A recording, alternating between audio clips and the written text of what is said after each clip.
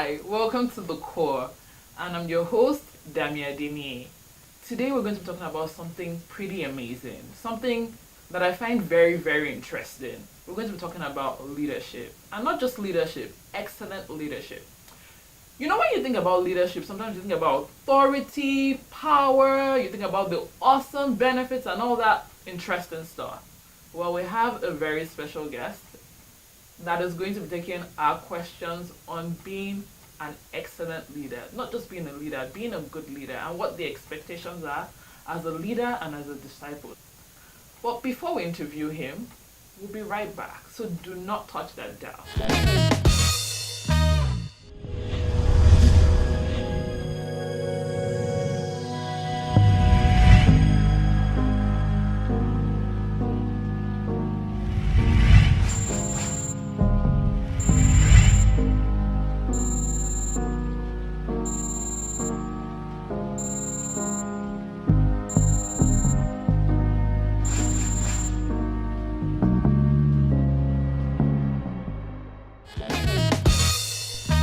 Hi, welcome back.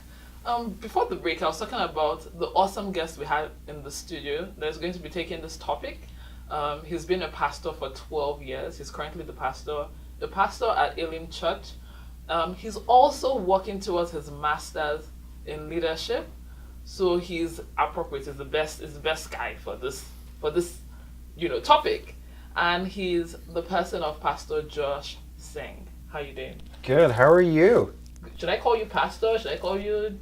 You can call me Josh. It's fine. Yeah. Awesome. Yeah, that's awesome. great. So, let's start with what leadership is. Yeah, I think leadership, the whole definition of leadership really depends on your vantage point, where you're starting. And so for me, as a follower of Jesus, leadership starts with Jesus, ultimately. And if you look at Jesus' leadership, he was actually a failed leader compared to world standards. Most people, when you're looking at leadership, want to have thousands of people following you. Jesus had 12. And then when more people would follow him, he would say things or do things that would cause them to have to make hard decisions on whether they wanted to continue. And so he had a core of 12 people following him all the time. And yet, from a worldly perspective or from a corporate perspective, we would say Jesus was a bit of a failed leader. And yet, when you hear and learn what he's actually teaching, he's actually the leader of leaders. And so Jesus ultimately is the example and the starting point for me in terms of leadership, for sure. Okay. So, I like how you said it's not about the number of followers. Sure. You know, I never really thought about it this way. But before we go in depth, I want you to also define what a disciple is. Sure. Or who a disciple is. So disciple, very simply, is a fully devoted, committed follower of Jesus. Disciple, the word itself, is kind of an old school rabbinical word, especially like when you think about the Bible. It really does come from a place where there were rabbis, and the rabbis all had disciples. And the disciples followed so closely to the rabbi that they would imitate everything that rabbi did. You know, how they studied, how they talked, all of those things. There's actually even an old saying that says, "May the dust of the rabbi flow over you always." The idea is that you're following so close to the teacher that his dust is actually flowing over you. And the idea is in the Middle East, there's so much dust and all those things. But a disciple is a fully devoted person that's committed to the teachings and the teacher. So ultimately, Jesus. Okay, Jesus. So as taking it to now, what are the characteristics of a good leader? Well, a good leader is somebody who looks and leads like Jesus, which means is actually very sacrificial. So there's a story in John 13 where this is the Last Supper. Jesus is about to die. He's with all of his disciples. This is the last meal they'll have together. And in the first few verses, it actually talks about how he gets up from the table, puts on the towel, takes off his outer coat, puts on the towel to be a servant, which was very uncommon at the time, because most times if you're hosting a party, there were servants there that would do things like wash people's feet and take care of the daily just kind of grind of things. So he takes off his outer coat, puts on the towel to become a servant, and actually washes his disciples' feet. And some commentators actually say that each action has a particular significance. So when he takes off his outer coat, he's getting over himself. The coat in that time kind of really signified a lot of different things. So who you were, where you were from, the socioeconomic status that you had, it defined you. It was actually a source of comfort as well. Like that's what people would put under their heads at night to have pillows. And so he takes off his outer garment. Basically, he's getting over himself. He becomes a servant, and that's symbolized by the towel, putting that on himself. And then he's pouring out water into a basin, which signifies him pouring out his life for the cleansing of others. And essentially, that's really the core of leadership, of getting over yourself, serving, becoming a servant for others, and pouring your life out to their benefit, not to your benefit, to the benefit of others. And that's really the example of Jesus in John 13. You know, it's interesting you talk about leadership in terms of service. I think that a lot of time people, as I started off with the introduction, people think about leaders and think about power and, you know, all that kind of stuff and forget the service, that the service is an important part, is the core of being a leader. So what would you say the greatest misconception of being a good leader is? The biggest misconception is that if you are in the forefront of things, if you are the one that actually scares people, or you're the one that can control situations, that you're actually the best leader. That's actually not true. The best leaders are the folks that are able to motivate people, to inspire people to actually do acts of service or to actually perform their duties without having to leverage threats, without having to leverage bad motivation. Like people that can actually inspire folks to move ahead are great leaders. People that control folks are not necessarily great leaders. Okay, that is so powerful. But before we go to the next question, we'll just take a short break and we'll be right back. Do not change that dial.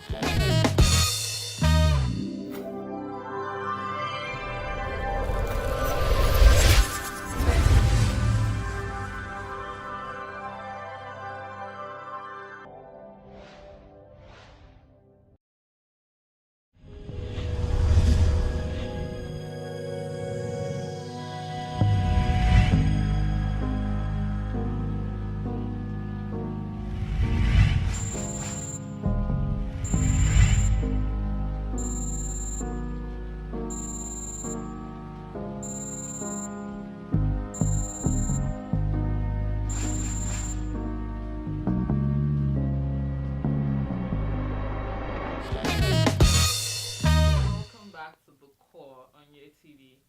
And just before the break, we're talking about excellent leadership and discipleship. And Josh was just telling us what the greatest misconception to him is on being a good leader. And which was that, you know, the person that has the highest followers or the person that has the most authority is the best leader. So Josh, do you think that everyone can be a leader? Yeah, I think they can. I think the issue is what type of leader are they, or what is their capacity for leadership? And so when we talk about leadership, we automatically assume that good leaders are people that can lead thousands and thousands of people. And that's just not the case. Sometimes God has wired us in a way that we can lead 10 people, or thousands, or hundreds of people, or thousands of people, or 10,000s of people. The issue is never about the amount of folks, it's the faithfulness in leadership. Whether you lead 10 or whether you lead 10,000, you should still be a faithful, integral, good leader that really follows the example of Jesus. But we always put the people that are leading 10,000 up on a pedestal and say, well, these are the greatest leaders ever.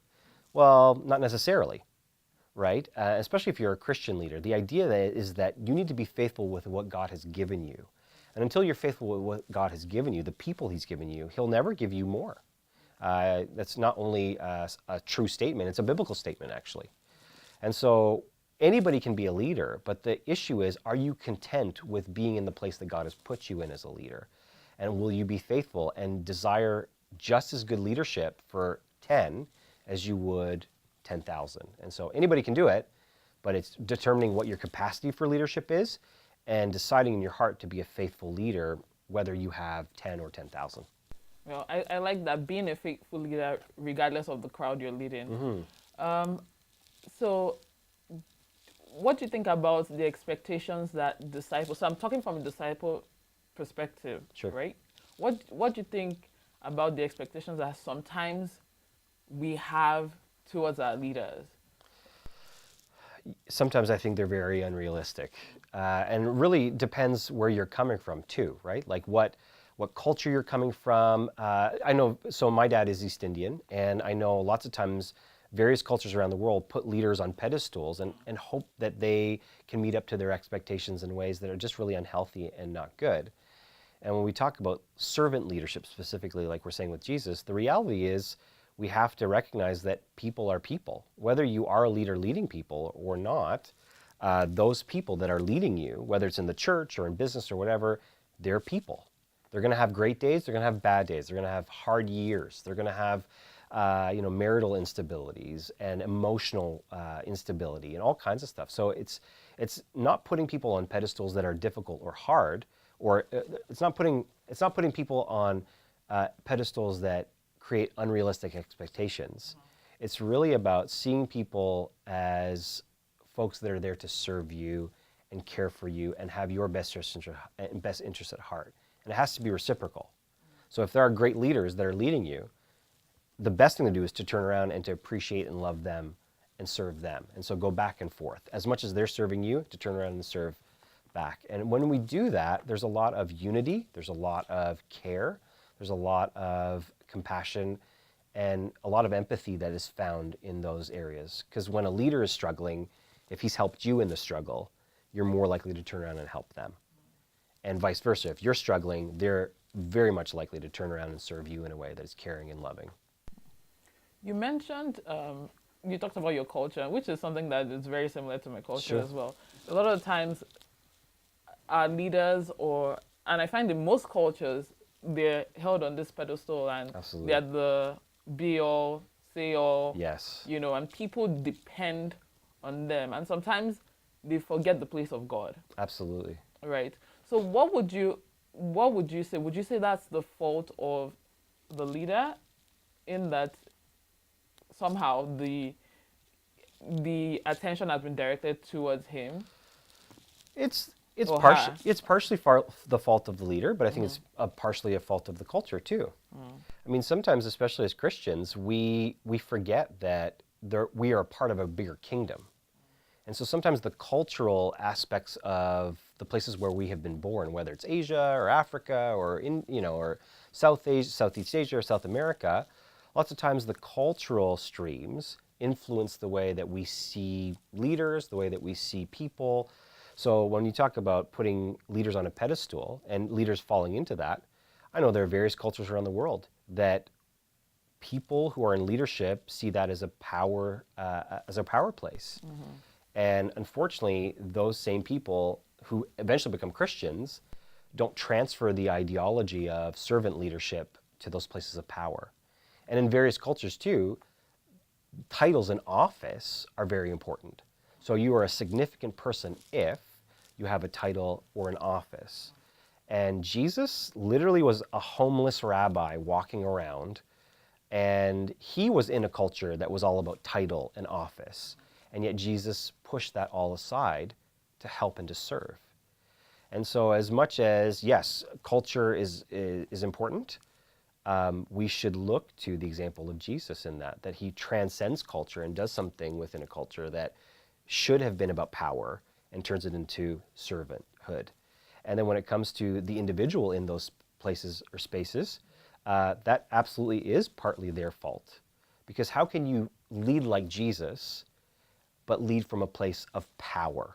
Lead from a place of authority that oppresses people rather than frees people. That's so important. That's so important to do. And the other big thing to remember is when God created the planet, the question is, did he do that out of power or did he do it out of love? And so if you look at various religions, most times those gods and those religions have created the planet or people out of power, so that there is somebody lesser than that serves them. But here you have the Christian message is a bit different because you have a triune God. So Father, Son, Holy Spirit, who are hanging out before creation, that have a love for each other that's incredibly good. And they say to each other, this is amazing. It's so good, in fact, that we want to share it with a creation. And that is the motivation for creation, is love, not power. And so we don't even serve a God that is obsessed with power. So then why would leaders lead with an obsession of power? So it is cultural. I think that's at fault sometimes, but I also think it's the lust of power from the individual. And so we have to really rein that into how did Jesus lead and what was his motivation to lead. Thank you so much, Josh. Josh just mentioned something that I thought was key, the fact that love should be the driving force to be a good leader. But we'll be right back with Josh. We have more questions for him. Don't change that down.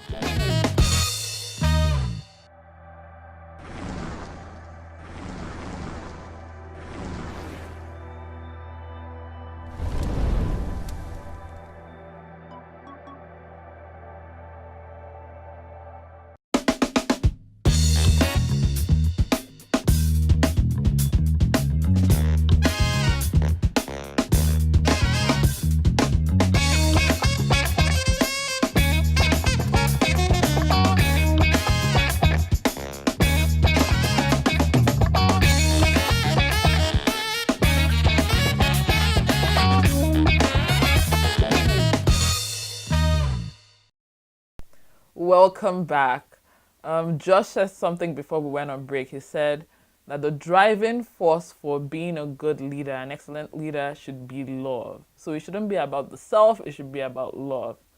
Josh, we're going to talk about the disciples now, or discipleship. So what does it take to be a good disciple? Humility. Because really at the core of who we are, we're selfish.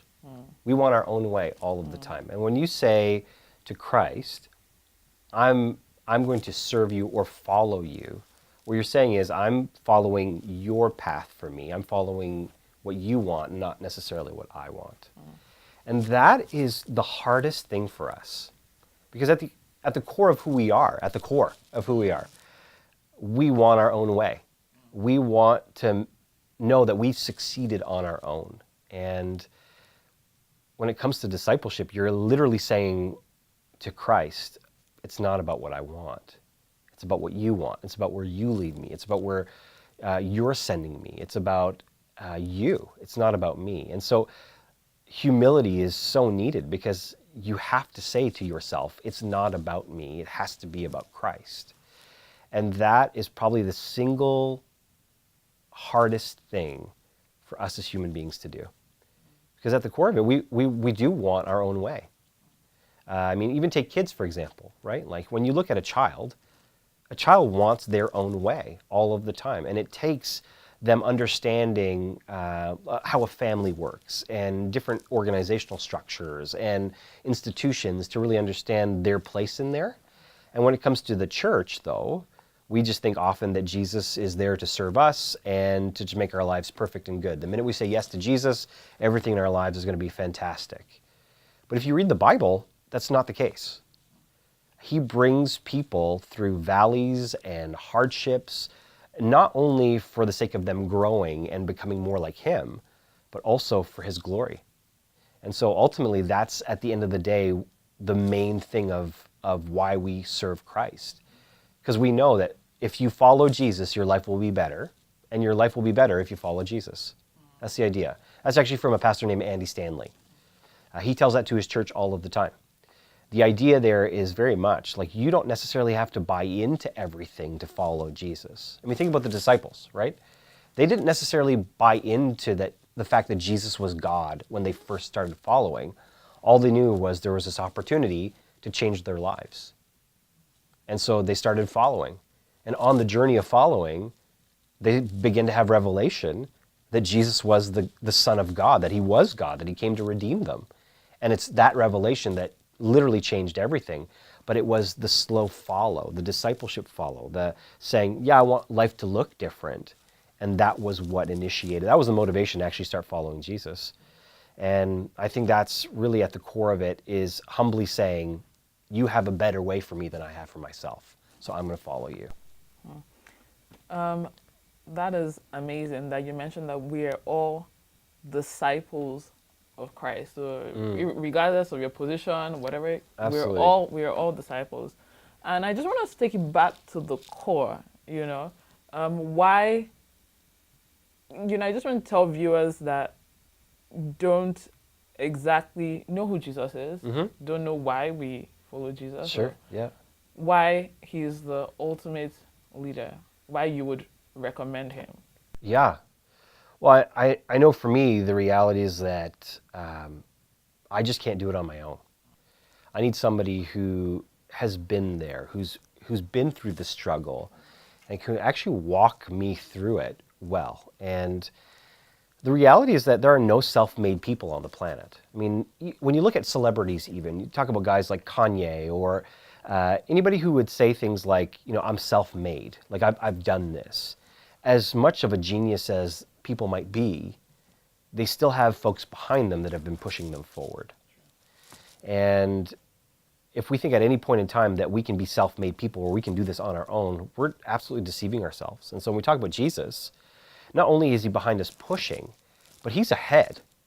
The Bible actually says in Hebrews 2:18 that he has been tempted in every way and yet never sinned. And he's there to help those who are being tempted.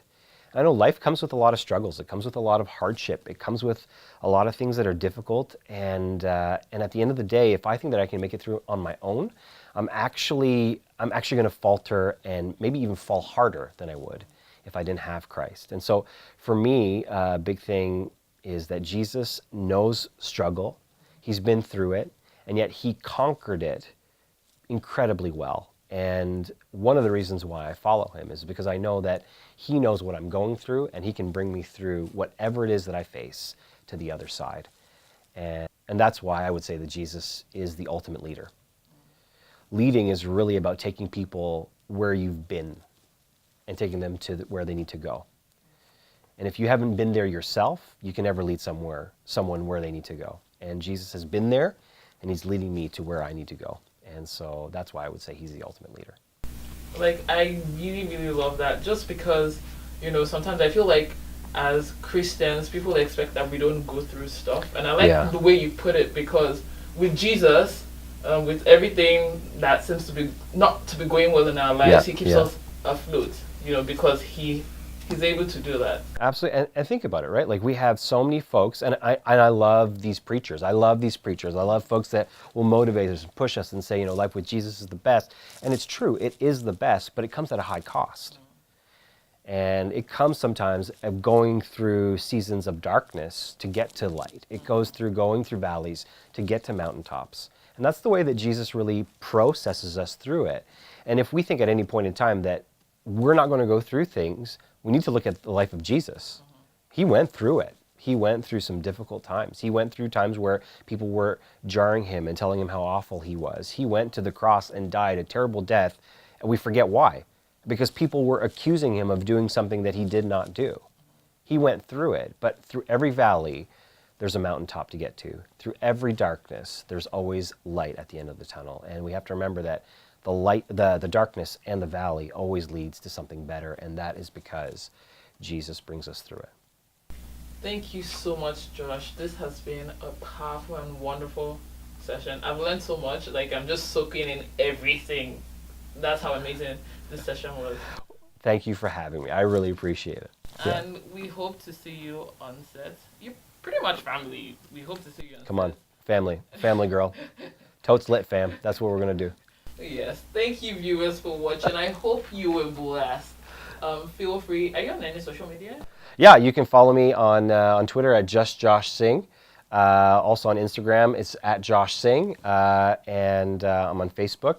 I think it's Just Josh Singh as well. So if just find the kid that looks like he's Jewish, and you found me. So it's good. I'm sure you get that a lot, eh? I do. East Indian, French Canadian put together. Looks like you're from the Middle East. That's great. That's great. Well, thank you so much, Josh, for your time, and we really, really appreciate it. And we look forward to seeing you on set again. Thank you for having me. Appreciate it. Thank you for watching The Core. I hope you've been blessed as much as I have been blessed today. I've been truly, truly, truly blessed. And I just want to tell you to remember that life without Jesus is like a donut. Let him be the center. Put him at the very core. Have a wonderful time. My name remains Dami Adeniyi.